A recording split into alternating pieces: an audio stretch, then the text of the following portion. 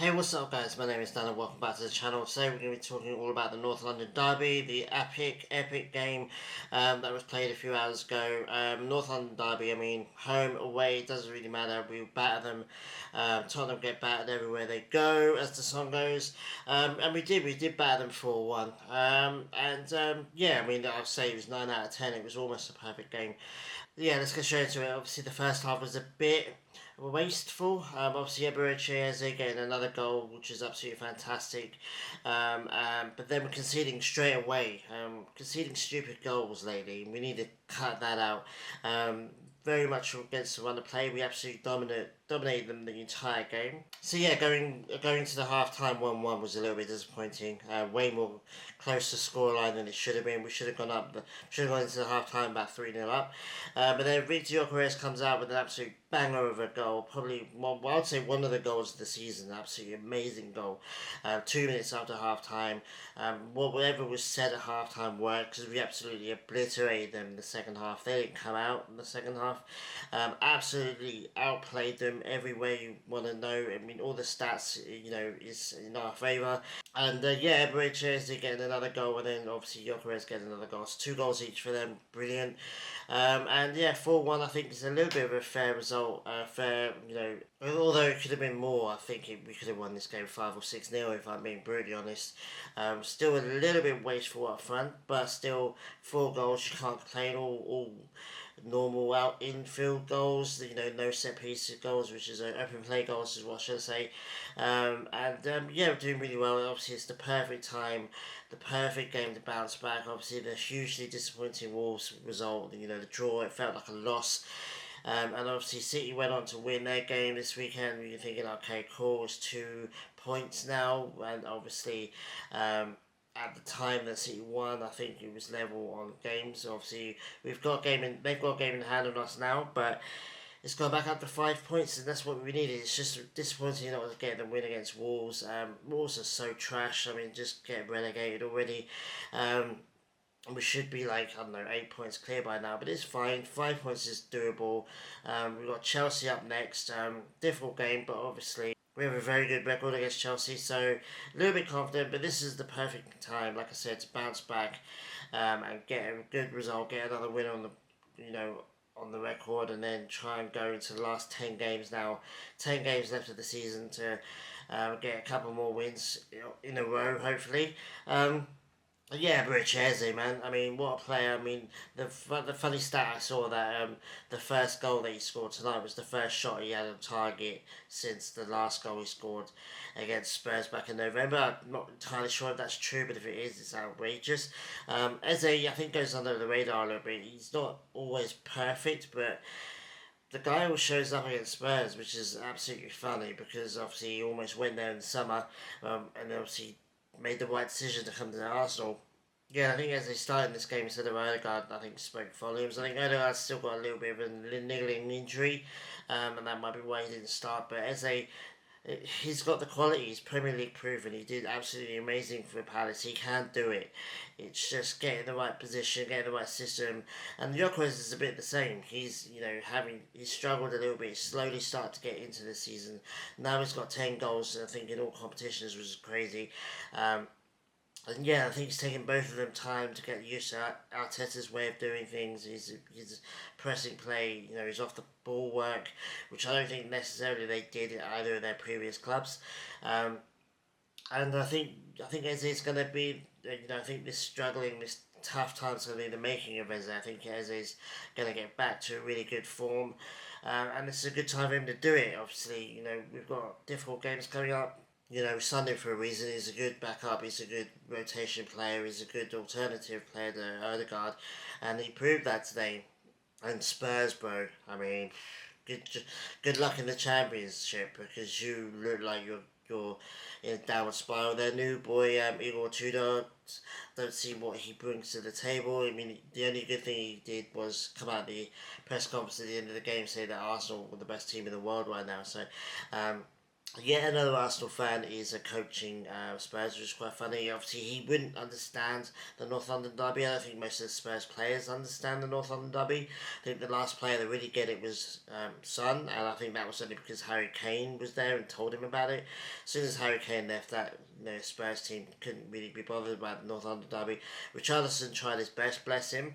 Had a massive save from David Raya to stop Richarlison getting a backheel goal, which is good. Ray, I think he had a really good game, despite conceding the goal. But yeah, we absolutely battered them, and I've been bantering Spurs fans all week, really, all month, but they genuinely could go down. Yeah, they're only 4 points away from the drop, and that's with West Ham, and West Ham could go down as well. Absolutely crazy. Burnley look like they're going to be going as well, so it might just come down to West Ham, Forest, and Spurs, and any one of those three could drop, in my opinion. So it'll be interesting to see how that goes. Spurs are in a terrible run of form now, 3 losses in a row, which is quite funny. They could go down. Their tifo, their stadium announcers saying, "Oh, they're rattled. We're gonna win this game." Blah blah blah. Funny as man.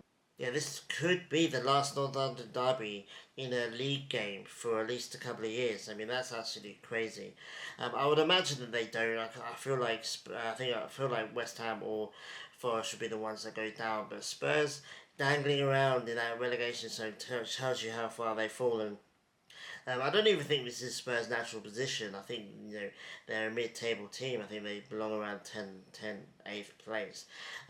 They're wildly exceeding my expectations. It would be hilarious if they do go down. It would just be so funny, especially if we touch wood manage to win the league at the same time. That would be absolutely exquisite. That would make up for about 15 years worth of bantering that I've copped. So yeah, we'll have to wait and see. But at the moment, focusing on us. 3 wins and 2 draws in the last 5 games isn't a bad record, but City have got 4 wins and 1 draw, so they're catching up. Obviously, it's undeniable. We're 5 points clear now. We should be 8, but it is what it is. Chelsea up next, like I said, winnable game. We've won. I think we've beaten Chelsea like 3 times already this season. We are capable of beating them, and we need to show that again. Another massive test, to be honest with you. It's going to be a difficult game. Again, we're everyone's cup final, even though Spurs players don't understand the North London derby, in my opinion. They still were fired up. Every team that we face in this league is absolutely desperate to not be beaten by this Arsenal team. I'm just looking at the fixtures now. Yeah, Chelsea at home. I mean, I fancy us at home. I really do feel like we are stronger at home than we are away at the moment. And then Brighton away after that, going into March, and then obviously Mansfield Town in the FA Cup, followed by Everton at home again. So, and then obviously the EFL Cup final after that. So March is going to be a really busy month, and then obviously April as well is going to be massively busy as well. We've got Man City away in April, so tough next few games, man. I mean, that's the FA Cup and the Carabao Cup final included in that. I mean, by the time we get to the end of April, we're only about 5. We've still got like 5 games left to play. So, yeah, like I said, absolutely exquisite. I think the team played out their hearts this game. I think we absolutely dominate them as we should. Spurs are a horrifically bad team. This is what we should have done against Wolves. But we always show up against North London derby. North London is red, has been red, and always will be red. Good luck in the championship, like I said. And yeah, we just move on now. That's the last time we have to play them for hopefully a couple of seasons. And I'm just focusing on the Chelsea game now. It's a hugely important game.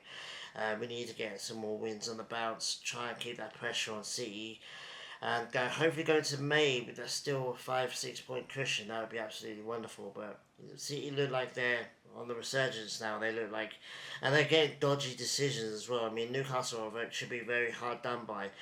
They got some really dodgy decisions against them, and it looks like maybe the refs are helping them out a little bit. I mean, it's still a bit of a sleazy conspiracy theory, but you can't help looking at some of the decisions going City's way and think, is there a little bit of doubt? Like, it's inexplicable, some of these things, but it is what it is. And then obviously, inexplicable decisions. Obviously, Spurs' first or second goal, original second goal, was discounted because obviously Gabriel was being pushed from behind and fell down. Of course, he's going to make a meal of it. Of course, maybe it's a very very soft foul, but it is a foul and it's been given against us countless times. And one of my friends was saying, "Oh, it's a bit of a dodgy decision that that goal should have counted." And I said, "Yeah, but." The amount of decisions that go against us is it's nice to get one in our favour at least. Like we've not had a penalty all season, so it's nice to get a little bit of a dodgy decision go our way for once. I'm gonna take it. I don't care, to be honest with you. It helped us win this game. I don't care. Um, but yeah, anyway, guys, let me know what you thought about this game. What do you think we could do in this season? Um, I wish we could play I wish we play Spurs every week. To be honest with you, I mean they're such an easy team to play against. You withstand their original, initial pressure, and then once that pressure stopped, you could just run right over them. And I feel like they're going to lose a couple more games before the end of the season. So it'll be interesting to see if they do get relegated. It'll be funny if they do, but we'll have to wait and see. But yeah, let me know what you thought about Eze and Gyökeres. Obviously, both players that have gotten a fair amount of criticism over the this season, but I think they're showing. I mean, Gyökeres especially, I think, is really growing into his role and to his. He had an outstanding game, and it would have been extremely unfortunate for him not to get a goal or assist in this game. Even before he scored the first goal, he was doing brilliantly. He was arguably our best player, even though Eze scored a couple of goals by then.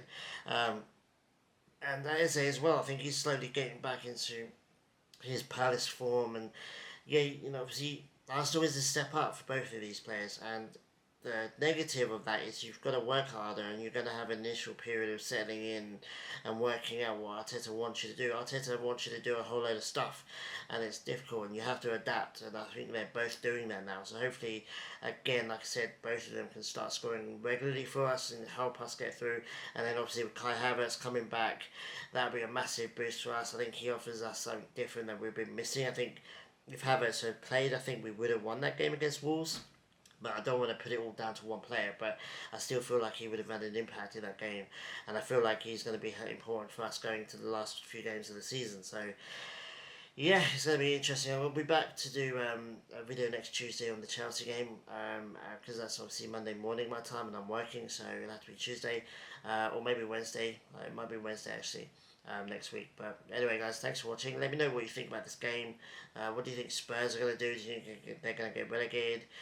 Do you think we're going to do well against Chelsea, and Brighton, and then Mansfield, and Everton, and Man City? And that's just going into March. So, yeah, anyway, guys, thanks for watching. Enjoy the rest of your weekend, or you just enjoy the rest of your week, should I say? I keep forgetting it's Monday and not Sunday, night shifts. But anyway, guys, enjoy your week, and I'll see you guys very soon. Adios.